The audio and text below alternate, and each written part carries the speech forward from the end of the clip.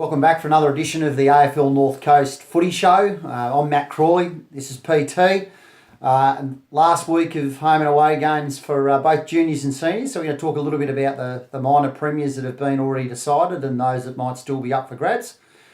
It's really exciting to have another great week of footy with some terrific weather on the way. And PT, we're going to look back a little bit at the women's game to start. How did that go last Saturday down in Port Macquarie? Yeah, of course, like you said, we can look at some achievements, I guess, in minor premiers and those kind of things, but a big achievement for the women too, because fourth ever game of footy down in Port Macquarie. 20 women played, 10 more brand new to the sport and loving it. But probably almost most importantly in that sense is that North Coast women first ever win. We're on the board. That's fantastic. A couple of interesting achievements for Lauren French. Tell me what she did. Something a bit bizarre, apparently. Yeah, look, the ukulele. I remember earlier in the season, we talked with Greenie one time about, it used to be in days gone by that, blokes would show up for the footy with a bit of a lair haircut or a, fancy set of boots before coloured boots became the norm, just so that they catch the umpire's eye and get some votes. She's got a different strategy, has she? Completely different strategy, and it's proven to be an absolute winner. So when we're talking to the other ladies around the team, asking for their best on ground votes, almost probably 50% of the team said to me, look, I don't know the girl's name, but my votes go to the girl on our team who tackled a teammate. Well, that is a little bit different, isn't it? So she certainly found a way to stand out. So well done, ukulele. And a couple of newbies to the game down from Port Macquarie. A couple of the better players. Who are they? Yeah, look, Tanya Slack-Smith playing her first ever game of footy. Rumour came through to me beforehand that she was going to be good because she'd been booed out of netball for being too rough, so footy was going to suit her to the absolute T. Did see her at one stage as four other ladies were standing around looking at the footy laying on the ground, just coming from about 12 yards back and just throw herself on it like she was throwing herself on a grenade. So fantastic debut by Tanya, best on ground, and certainly... she's got two daughters who are playing the youth girls comp, and she's certainly set the tone for them right there. Fantastic. The other one who was standout performer, not only on the field but off the field as a media interview subject, Karen McCauley, who playing only a second game with us. She came up to Lismore to play against Lismore last time out. Played down in Port Macquarie. She was fantastic on the field and probably even better off the field in front of the TV camera with the NBN news story. So. Well done to both those ladies. Outstanding stuff. Moving on to actually next week, we've got some Masters footy on, which will be fantastic. The guys have been doing really well throughout the year. They've got a great opportunity to play in the stadium, CX International Stadium. Always a great thrill for Oz kickers through to the old boys. So Dan Perry's got the Masters organised to have a kick on the 12th, Saturday the 12th of August. It's an 11 o'clock start.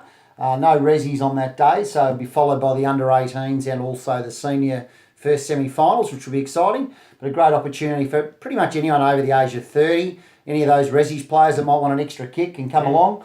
And a great opportunity to play some low-contact footy and on the best surface in northern New South Wales. So that's a great opportunity for them. One interesting fact that some people might not have known about Masters, it's pretty casual. One George Massage. Yeah, Georgie's got a nice little trick. Bringing the heart medication. Yeah, a little bit of port at quarter time, never goes astray. So hopefully George will be there so that anyone that wants to partake in something like that on the 12th of August can. So that'll be really good. And for all those people out there who said George never bought around in his life, come and watch Masters footy or come and get involved in Masters footy and you'll see different. Absolutely. So looking to, I suppose, back and forward in a way, we're looking at the minor premierships that have already been decided, mate. So in seniors, after a great win by the Breakers last week, that's done and dusted? Yeah, that's right. So I guess minor premiership was on the line. If Sawtell got the win, it kept the race open for another week, but the fact that Breakers got there with one round to go, they're 2 games clear. So huge congratulations to them. Second minor premiership in a row for the senior team. Well done to Vonnie, obviously. Nick Vonchilla is coach of the team. Got him firing beautifully. Freddie Funston, mate. Is he qualified for finals or not? Yeah, shout out to Freddie. Poor bugger, never won a flag in his life. Thought he might have been tempted to put the boots on 2 weeks ago and make sure he got his 3 games up, but so far I haven't seen Freddie's name on a team sheet anyway. So Freddie will still be just focused on assistant coaching through the final series. Well, they've done a good job, the boys, to get them in the minor premiership. And 18s, same boat. Yeah, also gone to Breakers. Again, I think second, if not third time in a row for Breakers in the under 18s. So fantastic achievement there. Well led off the field by Tim Joseph and Peter D. Chadwick. So well done to those two gentlemen, and well done to the team, and I guess to the club overall as well for a couple of flags, or a couple of minor premierships rather. Getting ahead of myself there. And what about the juniors course? Where are we at with them? So a couple have decided, under 15 and a halves, Port Macquarie, undefeated. So they've obviously got the minor premiership wrapped up and earn the right to hold the major semi-finals, if you like, for the first round of junior finals, which will be the following week. Beautifully coached by Steve Davis. He's got a pretty good lineup there, but certainly they are definitely the team to beat moving forward in the finals.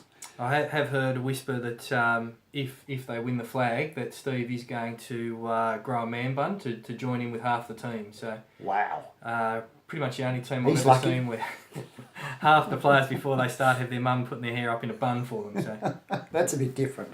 So the under 11s is still up for grabs. The under 11s is done and dusted. Northern Beaches undefeated as well. So it's a fantastic effort by that club, which is obviously a reasonably small club. Yep. A lot of these kids have played under 11s for a number of years, and therefore they've all sort of come through, and they've got a really good lineup this year and undefeated. So congratulations to the Northern Beaches Blues. Yeah, 2015 season they weren't able to field a team in the under 11s comp. So they built up strongly over the last 2 years. This year obviously had a really good run under 11s and got an under 13s team. So hopefully that's the start of really good things to come for that club. Absolutely. The youth girls, that's another one that's been decided. So the Coffs Harbour Breakers, led beautifully by Muzz. Oh, the bomber himself, Captain Bomber. Absolutely. Murray wins. So congratulations to the youth girls from the Coffs Harbour Breakers for winning the inaugural minor premiership. Yeah. So it's a great effort, but certainly things to come in the finals. Macleay Valley can be really strong if they get all their players on the park. So hopefully they'll do that, and the final series will be really good. The big one is the under 13, still up for grabs. Yeah, neck and neck with 1 round to go. Sawtell and Macleay Valley Eagles both well and truly in the running to grab top spot there. Only 2 in the mix, but both teams had a fantastic season. Macleay Valley well coached by Kevy Ackley, obviously the great man, and Sawtell under stewardship of Scott Jarvis. So a lot riding on this weekend's results for those two teams. Yeah, absolutely. But regardless, there should be some really good final series. Obviously in the juniors, but also in the seniors as well. There's there's not a lot between teams, and it should be a fantastic final series over the next month. Yeah, absolutely. So as you say, one last round of home and away. Everybody will be tuning up, ready for the final series, and then obviously from following week on, it'll be final series, and we'll be down to the real nitty gritty stuff. So get out there, watch some footy, and we'll look forward to seeing you in the ground somewhere, folks. Have a great weekend.